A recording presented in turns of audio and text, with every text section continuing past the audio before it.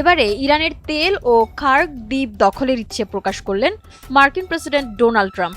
তিনি জানিয়েছেন, যুক্তরাষ্ট্র চাইলে ইরানের প্রধান তেল রপ্তানি কেন্দ্র খার্ক দ্বীপ দখল করতে পারে।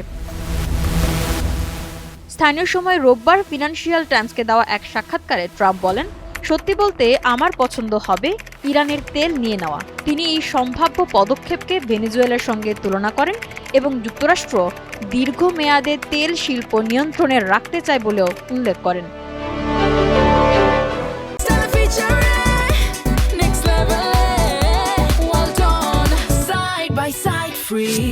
ট্রাম্প জানান, খার্ক দ্বীপ দখল করা হলে ইরানের অধিকাংশ তেল রপ্তানির পথ নিয়ন্ত্রণে আসবে। তবে এই ধরনের পদক্ষেপ ঝুঁকিপূর্ণ হতে পারে এবং এতে যুদ্ধের সময় ও ব্যয় বৃদ্ধি পাওয়ার আশঙ্কা রয়েছে। মার্কিন প্রেসিডেন্ট বলেন, হয়তো আমরা খার্ক দ্বীপ নেব, হয়তো নেব না। আমাদের অনেক বিকল্প রয়েছে। এদিকে যুক্তরাষ্ট্র মধ্যপ্রাচ্যে সামরিক উপস্থিতি জোরদার করছে। পেন্টাগন প্রায় 10,000 সেনা মোতায়েনের নির্দেশ দিয়েছে, যাদের ভূমি দখল ও নিয়ন্ত্রণে বিশেষ প্রশিক্ষণ রয়েছে। ইতোমধ্যে কয়েক হাজার সেনা অঞ্চলটিতে পৌঁছেছে, যার মধ্যে মেরিন বাহিনীর সদস্যরাও রয়েছেন।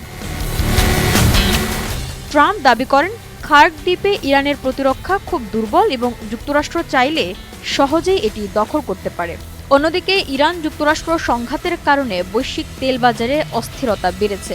ব্রেন্ট ক্রুডের দাম এশিয়ার বাজারে ব্যারেল প্রতি $116 বেশি হয়েছে, যা এক মাসে প্রায় 50% বৃদ্ধি পেয়েছে।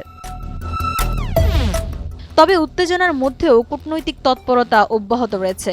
ট্রাম্প জানিয়েছেন, পাকিস্তানের মধ্যস্থতায় যুক্তরাষ্ট্র ও ইরানের মধ্যে পরোক্ষ আলোচনা চলছে এবং তা ভালোভাবে এগোচ্ছে। তিনি 6 এপ্রিলের মধ্যে একটি সমঝোতায় পৌঁছানোর সময়সীমা বেঁধে দিয়েছেন।